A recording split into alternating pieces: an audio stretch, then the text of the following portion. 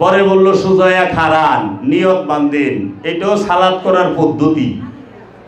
আহেন উপরন, রুকু করেন, এইটাও সালাত করার পদ্ধতি। সূরা কেরাত পড়েন, এইটাও পদ্ধতি, নিয়ম।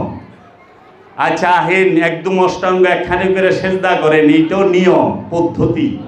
সালাদটাকেও, আমি তো সালাদ করতে চাই, আমি যোগাযোগ সংযোগ চাই, আমি তো নিয়ম চাই না। আমি তো আপনার কাছে নিয়ম জিজ্ঞেস করি নাই, পদ্ধতি জিজ্ঞাই নাই, আমি জিজ্ঞাইছি আমি সালাত সংযোগ করতে চাই আল্লাহর রসুলের সাথে এবং আল্লাহর সাথে, রবের সাথে। সেই সংযোগ আমাকে করায় দেন।